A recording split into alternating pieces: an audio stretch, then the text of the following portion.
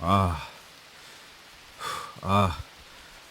ಈ 10 ವರ್ಷದ ಮೂಕ ಬಾಲಕ ಮಾರುತಿ ನಾಯಿ ಕಾಪಾಡಲು ಹಳಿಯ ಮೇಲಕ್ಕೆ ಜಿಗಿಯುತ್ತಾನೆ. ಎದುರಿನಿಂದ ಇಂಜಿನ್ ಸೌಂಡ್ ವೇಗವಾಗಿ ಕೇಳುತ್ತಿತ್ತು. ಆಗ ಒಬ್ಬ ದೂರದಿಂದ ಓಡಿ ಬಂದು ಮಾರುತಿಯನ್ನ ಹಿಂದಕ್ಕೆ ಜಗ್ಗುತ್ತಾ ಜೋರಾಗಿ ಕಿರ್ಚುತ್ತಾರೆ. ಏ ಹುಡುಗ, ಹಿಂದೆ ಬಾ! ಆಗ ಇಬ್ರು ಹಳಿಯ ಪಕ್ಕದ ಮಣ್ಣಿನಲ್ಲಿ ಬೀಳ್ತಾರೆ. ಆ ಕಡೆ ರೈಲು ರೊಯ್ಯನೆ ಹಾದು ಹೋಗ್ತದೆ. ಏನ್ ಹುಚ್ಚು ಹುಡುಗ ನೀನು! ಸ್ವಲ್ಪ ಜಾರಿದ್ರೂ ಆ ಯಮರಾಜನ ಪಾದ ಸೇರುತ್ತಾ ಇದ್ದೆ. ಒಂದು ಸಣ್ಣ ನಾಯಿ ಮರಿ ಜೀವ ಉಳಿಸೋಕೆ ನಿನ್ನ ಜೀವನೇ ಪಣ ಇಡ್ತೀಯಾ? ಏನಾದ್ರೂ ಹೆಚ್ಚು ಕಮ್ಮಿ ಆಗಿದ್ದಿದ್ರೆ ಈ ರೈಲ್ವೆ ಸ್ಟೇಷನ್ ಹಳಿ ಮೇಲೆ ನಿನ್ನ ಹೆಣ ಬಿದ್ದಿರ್ತಿತ್ತು ಗೊತ್ತಾ? ಯಾರು ಜವಾಬ್ದಾರಿ ಇದಕ್ಕೆ? ಮಾತಾಡು ಸಾಹೇಬ್ರೇ, ಮಾತಾಡು, ಆಡು. ಮೂಕ ಮಾರುತಿ ಕಣ್ಣೀರು ಸುರಿಸುತ್ತಾ ನಾಯಿ ಮರಿಯನ್ನು ಶಂಕರಪ್ಪನಿಗೆ ತೋರಿಸಿ ದೈನೇಸಿಯಾಗಿ ಕೈ ಸನ್ನೆ ಮಾಡುತ್ತಾನೆ. ಅಮ್, ಮ್, ಆ. ಈ ಮಾರುತಿಯ ಕಣ್ಣುಗಳನ್ನು ನೋಡಿ ಶಂಕರಪ್ಪ ತನ್ನ ಕೋಪವನ್ನ ಮರೆತು ಬಿಡ್ತಾರೆ. ಅಯ್ಯೋ ಭಗವಂತನೇ, ನೀನು ಮಾತು ಬಾರದ ಮೂಕನ? ಇಷ್ಟು ಸಣ್ಣ ವಯಸ್ಸಿಗೆ ಈ ಹಾಳು ಮಳೆಯಲ್ಲಿ ಅನಾಥನಾಗಿ ನಿಂತಿದ್ದೀಯಾ? ನಿನ್ನ ಎದೆಯಲ್ಲಿರೋ ಕರುಣೆ ಈ ಜಗತ್ತನ್ನ ಆಳೋ ಶ್ರೀಮಂತರಿಗೂ ಇಲ್ಲಪ್ಪ. ಬಾ, ಇನ್ನು ಇಲ್ಲೇ ನಿಂತಿದ್ರೆ ಈ ಚಳಿ ನಿನ್ನನ್ನು ಕೊಂದೇ ಬಿಡುತ್ತೆ. ನನ್ನ ಜೊತೆ ಬಾ.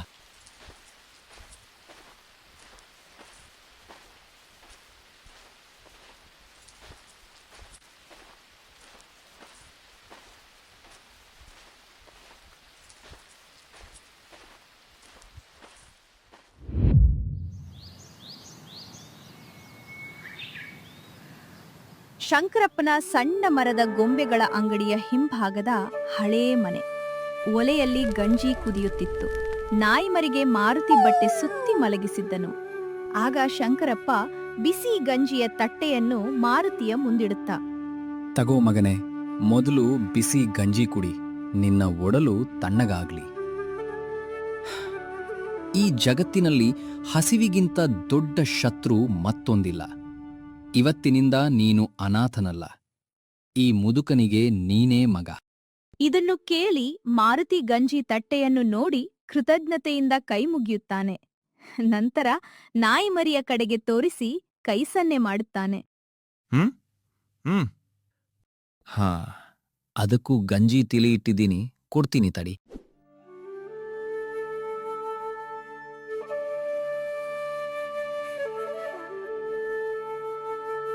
ಆಗ ಶಂಕರಪ್ಪ ಒಳಗ್ ಹೋಗಿ ನಾಯಿಗೂ ಗಂಜಿ ತಿಳಿ ತಂದು ಮುಂದೆ ಇಡುತ್ತಾರೆ.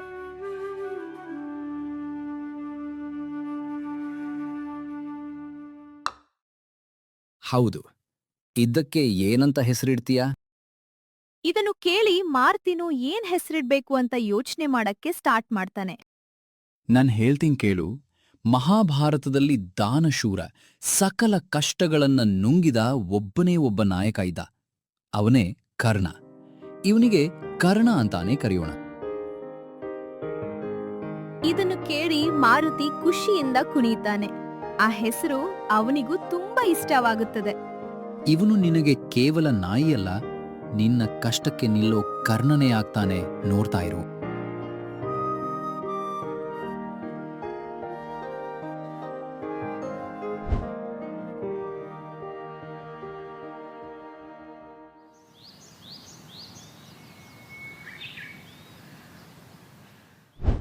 ಹೀಗೆ 8 ವರ್ಷಗಳು ಉರುಳುತ್ತವೆ. ಮಾರುತಿ ಈಗ 18 ವರ್ಷದ ಬಲಿಷ್ಠ ಹುಡುಗ ಆಗಿದ್ದ ಮತ್ತು ಕರ್ಣ ದೊಡ್ಡದಾದ ಗಂಭೀರ ನೋಟದ ಕಪ್ಪು ನಾಯಿಯಾಗಿ ಬೆಳೆದಿದ್ದ. ಒಂದು ದಿನ ಮಾರುತಿ ಅದ್ಭುತವಾಗಿ ಮರದ ಗೊಂಬೆಗಳನ್ನು ಕೆತ್ತುತ್ತಿದ್ದ. ಶಬ್ಬಾಷ್ ಮಾರುತಿ, ನಿನ್ ಕೈಯಲ್ಲಿರೋ ಚಮತ್ಕಾರ ಆ ಬ್ರಹ್ಮನಿಗೂ ಇರ್ಲಿಕ್ಕಿಲ್ಲಪ್ಪ. ಈ ಮರದ ತುಂಡಿಗೆ ನೀನು ಜೀವ ತುಂಬಿದ್ದೀಯ. ಮಾತು ಬರದೇ ಇದ್ರೇನಂತೆ, ನಿನ್ನ ಕಲೆ 1000 ಕತೆಗಳನ್ನ ಹೇಳುತ್ತೆ. ಮಾರುತಿ ಖುಷಿಯಿಂದ ನಗುತ್ತಾ ಶಂಕರಪ್ಪನಿಗೆ ಆ ಗೊಂಬೆಯನ್ನು ತೋರಿಸ್ತಾನೆ. ಕೈ ಸನ್ನೆಯಲ್ಲಿ ಇದು ನಿಮಗಾಗಿ ಎನ್ನುತ್ತಾನೆ. ಆಹಾ, ಆಗ ಕರ್ಣ ಬಾಲ ಆಡಿಸ್ತಾ ಜೋರಾಗಿ ಬೊಗಳ್ತಾನೆ.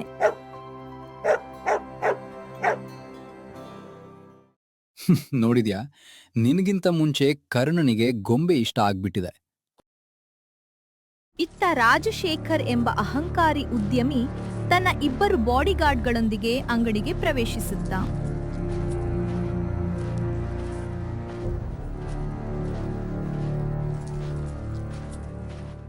ಹೇ ಮುದುಕ, ಈ ಅಂಗಡಿಯಲ್ಲಿರೋ ಗೊಂಬೆಗಳನ್ನೆಲ್ಲ ಯಾರು ಕೆತ್ತಿದ್ದು? ನೀನಾ? ಇಲ್ಲ ಸಾಹೇಬ್ರೆ, ಇದು ನನ್ ಮಗ ಮಾರುತಿ ಕೆತ್ತಿದ್ದು. ಅವನಿಗೆ ಮಾತ್ ಬರಲ್ಲ, ಆದ್ರೆ ಕಲೆ ತುಂಬಾ ಚೆನ್ನಾಗಿ ಒಲಿದಿದೆ. ನಿಮ್ಗ್ಯಾವ ಗೊಂಬೆ ಬೇಕು ಹೇಳಿ? ಇದೊಂದು ಸ್ವಲ್ಪ ನೋಡೋಕ್ಕೆ ಚೆನ್ನಾಗಿದೆ.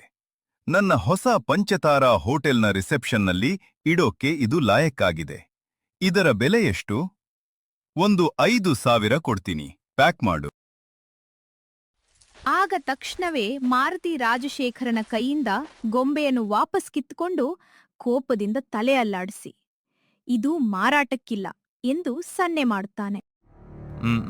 ಇಲ್ಲ. ಏನೋ ಮೂಕ್ ಮುಂಡೇದೆ, ನನ್ ಕೈಯಿಂದನೇ ಕಿತ್ಕೋತೀಯಾ? ನಿನಗ್ ಹಣದ ಬೆಲೆ ಗೊತ್ತಿಲ್ವಾ? 10,000 ಕೊಡ್ತೀನಿ, ಕೊಡು. ಬಡವರಿಗೆ ಹಣ ನೋಡಿದ್ರೆ ಕಣ್ಣು ಕತ್ತಲೆ ಬರುತ್ತೆ ಅನ್ಕೊಂಡಿದ್ದೆ. ನಿನಗೇನು ಕೊಬ್ಬ? ಕ್ಷಮಿಸಿ ಸಾಹೇಬ್ರೆ, ನಮ್ಮ ಮಾರುತಿ ಬೇಡ ಅಂತ ಸನ್ನೆ ಮಾಡ್ತಿದ್ದಾನೆ ಅಂದ್ರೆ ಅದನ್ನ ಜಗತ್ತಿನ ಯಾವುದೇ ಶ್ರೀಮಂತನೂ ಹಣ ಕೊಟ್ಟು ಕೊಳ್ಳೋಕೆ ಆಗಲ್ಲ.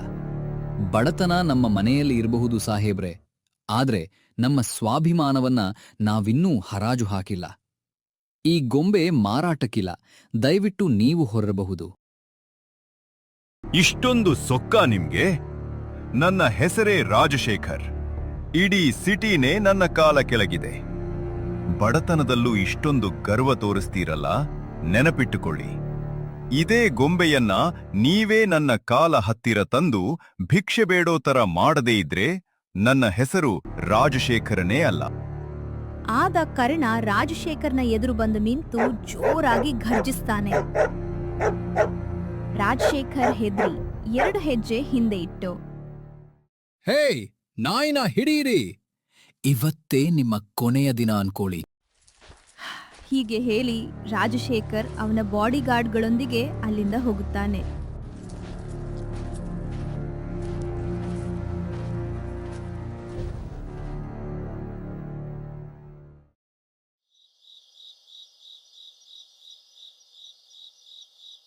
ರಾತ್ರಿಯ ಸಮಯ. ಮಾರುತಿ ಮತ್ತು ಶಂಕರಪ್ಪ ಮಲಗಿದ್ದರು. ಆದ್ರೆ ಹಠಾತ್ ಆಗಿ ಕರ್ಣ ಜೋರಾಗಿ ಬೊಗಳಲು ಪ್ರಾರಂಭಿಸ್ತಾನೆ.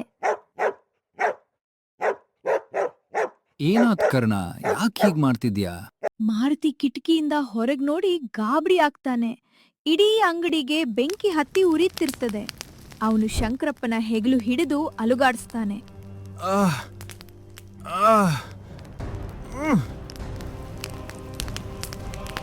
ಅಯ್ಯೋ ದೇವ್ರೇ, ನನ್ನ ಅಂಗಡಿ, ನನ್ನ ಇಡೀ ಬದುಕು ಸುಟ್ಟು ಬೂದಿ ಆಗ್ತಿದೆಯಲ್ಲಪ್ಪ.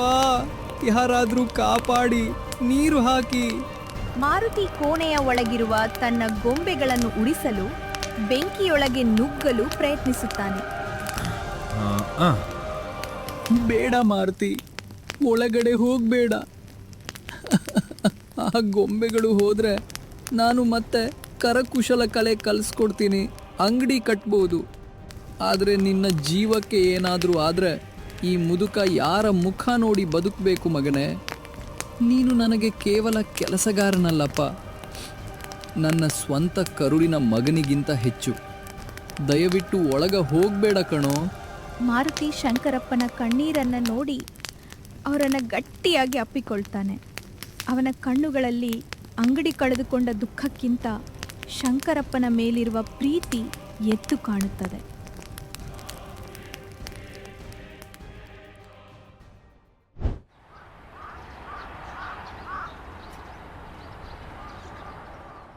ಮರುದಿನ ಬೆಳಗ್ಗೆ ಅಂಗಡಿ ಸಂಪೂರ್ಣವಾಗಿ ಬೂದಿಯಾಗಿತ್ತು. ಶಂಕರಪ್ಪ ಅಸಹಾಯಕರಾಗಿ ಕುಳಿತಿದ್ದರು. ಆದ್ರೆ ಕರ್ಣ ಆ ಬೂದಿಯಲ್ಲಿ ಏನನ್ನೋ ಹುಡುಕುತ್ತಿದ್ದ. ಬೂದಿಯಲ್ಲಿ ಮೂಸುತ್ತಾ ಹೋಗಿ ಒಂದು ಅರ್ಧ ಸುಟ್ಟ ರೇಷ್ಮೆ ಕೈರುಮಾಲನ್ನ ಕಚ್ಚಿ ತಂದು ಮಾರುತಿಯ ಕೈಗಿಡುತ್ತಾನೆ.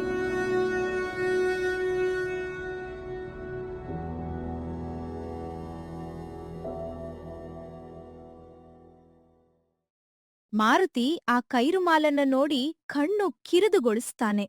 ಅದ್ರ ಮೇಲೆ ಚಿನ್ನದ ನೂಲಿನಲ್ಲಿ ಆರ್ ಎಂದು ಬರೆಯಲಾಗಿತ್ತು. ಅದು ನಿನ್ನೆ ರಾಜಶೇಖರ್ ಬಳಸಿದ್ದ ಕೈರುಮಾಲೆ ಆಗಿರುತ್ತದೆ.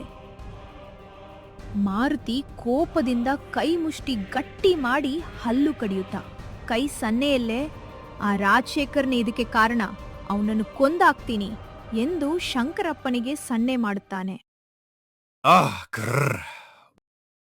ಶಂಕರಪ್ಪನು ಮಾರುತಿಯ ಕೈಯಲ್ಲಿದ್ದ ಕೈರುಮಾಲನ್ನು ನೋಡಿ ಆಘಾತಕ್ಕೊಳಗಾಗ್ತಾರೆ. ಮಾರುತಿ, ನಿಲ್ಲು. ನಿನ್ ಕಣ್ಣಲ್ಲಿರೋ ಕೋಪ ನನಗರ್ಥ ಆಗ್ತಿದೆ. ಆ ರಾಜಶೇಖರ್ನೇ ನಮ್ ಬದುಕಿಗೆ ಬೆಂಕಿ ಇಟ್ಟಿದ್ದು ಅನ್ನೋದು ನಿಜ. ಆದ್ರೆ ಕೋಪದಿಂದ ಕೋಪವನ್ನ ಗೆಲ್ಲಲು ಸಾಧ್ಯವಿಲ್ಲ ಮಗನೇ. ರೌಡಿಸಂ ಮಾಡೋನಿಗೆ ಬಲ ಇರುತ್ತೆ, ಆದ್ರೆ ಧರ್ಮದ ಹಾದಿಯಲ್ಲಿ ನಡೆಯೋ ನಮಗೆ ಆ ಭಗವಂತನ ಸಾತಿರುತ್ತೆ. ನಾವು ಕಾನೂನಿನ ಪ್ರಕಾರ ಪೊಲೀಸ್ ಸ್ಟೇಷನ್ಗೆ ಹೋಗೋಣ. ತಪ್ಪು ಮಾಡಿದವನಿಗೆ ಕಾನೂನೇ ಶಿಕ್ಷೆ ಕೊಡ್ಲಿ. ನಿನ್ ಕೈಗೆ ಕಾನೂನನ್ನ ತಗೋಬೇರಪ್ಪ. ಇದನ್ನು ಕೇಳಿ ಮಾರುತಿ ಶಾಂತನಾಗ್ತಾನೆ. ಶಂಕರಪ್ಪನ ಮಾತಿಗೆ ಗೌರವ ಕೊಟ್ಟು ತಲೆ ಅಲ್ಲಾಡಿಸ್ತಾನೆ.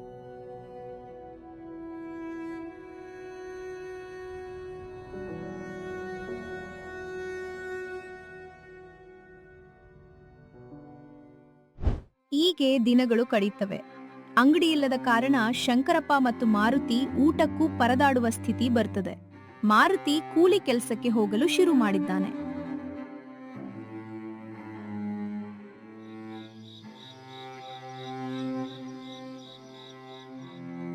ಇತ್ತ ಕರ್ಣನ ನಡವಳಿಕೆ ವಿಚಿತ್ರವಾಗಿತ್ತು.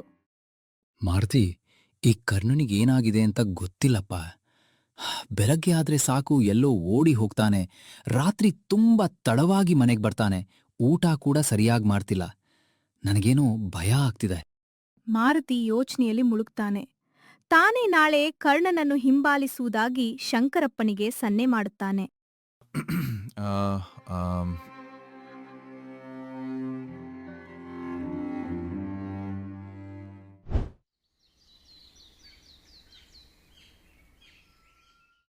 ಮರುದಿನ ಬೆಳಗ್ಗೆ ಕರ್ಣ ಮನೆಯಿಂದ ಹೊರಡುತ್ತಾನೆ. ಮಾರುತಿ ಅವನಿಗೆ ತಿಳಿಯದಂತೆ ಮರಗಳ ಮರೆಯಲ್ಲಿ ಹಿಂಬಾಲಿಸುತ್ತಾನೆ.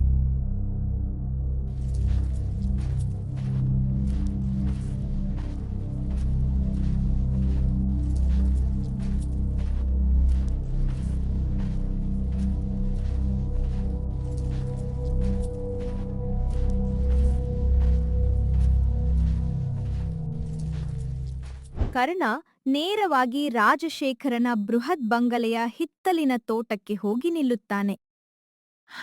ತೋಟದ ವೀಲ್ಚೇರ್ ಮೇಲೆ ಪೆರಾಲಿಸಿಸ್ ಪೀಡಿತಳಾದ 9 ವರ್ಷದ ಪುಟ್ಟ ಹುಡುಗಿ ಸುಮತಿ ಬೇಸರದಿಂದ ಕುಳಿತಿದ್ದಳು. ಕರ್ಣ ಮೆಲ್ಲನೆ ಅವಳ ಹತ್ತಿರ ಹೋಗಿ ಬಾಲ ಆಡಿಸುತ್ತಾನೆ. ಕರ್ಣ, ಬಂದ್ಯಾ ನೀನು? ನಾನು ಬೆಳಗಿಂದ ನಿನಗಾಗೇ ಕಾಯ್ತಿದ್ದೆ ಕಣೋ. ಈ ದೊಡ್ಡ ಮನೆಯಲ್ಲಿ ನನ್ ಜೊತೆ ಆಡೋಕೆ ಯಾರೂ ಇಲ್ಲ. ಅಪ್ಪ ದಿನ ದುಡ್ಡು ದುಡ್ಡು ಅಂತ ಹೊರಟು ಹೋಗ್ತಾರೆ. ನೀನ್ ಬಂದ್ರೆ ನನಗ್ ನನ್ ಕಾಲಿಗೆ ಶಕ್ತಿ ಬಂದಾಗೆ ಅನ್ಸುತ್ತೆ ಕಣೋ. ಕರ್ಣ ತುಂಬಾ ಪ್ರೀತಿಯಿಂದ ಅವಳ ಕಾಲಿನ ಬಳಿ ಕುಳಿತು ತನ್ನ ತಲೆಯನ್ನು ಅವಳ ಮಡಿಲಿನಲ್ಲಿಡುತ್ತಾನೆ ಮತ್ತು ಪ್ರೀತಿಯಿಂದ ಶಬ್ದ ಮಾಡುತ್ತಾನೆ.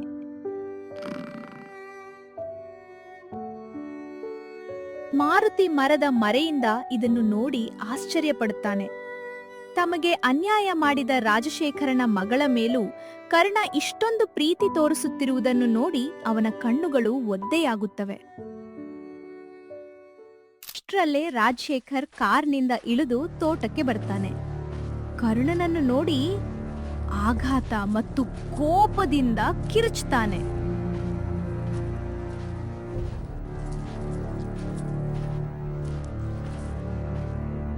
ಹೇ, ಯಾರ ನಾಯಿ? ಆ ಮುದುಕನ ಸಾಕು ನಾಯಿ ನನ್ನ ತೋಟದ ಒಳಗಡೆ ಹೇಗೆ ಬಂತು? ಸೆಕ್ಯೂರಿಟಿ, ಲಾಠಿ ತಗೊಂಡು ಬನ್ನಿ, ಇದನ್ನ ಹೊಡೆದು ಕೊಲ್ಲಬೇಕು. ಬೇಡಪ್ಪ, ಪ್ಲೀಸ್, ದಯವಿಟ್ಟು ಕರ್ಣನಿಗೆ ಏನೂ ಮಾಡಬೇಡಿ. ಇದು ತುಂಬಾ ಒಳ್ಳೆ ನಾಯಿ. ಇದು ದಿನ ಇಲ್ಲಿಗೆ ಬರುತ್ತೆ. ಇದು ನನ್ ಜೊತೆ ಇದ್ದಾಗ ನನಗ್ ನೋವೇ ಗೊತ್ತಾಗಲ್ಲಪ್ಪ. ಇದನ್ ಹೊಡಿಬೇಡಿ ಅಪ್ಪ, ಪ್ಲೀಸ್. ಮಗಳ ಮಾತನ್ನು ಕೇಳಿ ರಾಜಶೇಖರ್ ಆಲೋಚನೆಗೆ ಬೀಳ್ತಾನೆ. ಅವನ ಕಣ್ಣುಗಳಲ್ಲಿ ಕ್ರೂರವಾದ ಉಪಾಯವೊಂದು ಮೂಡುತ್ತದೆ.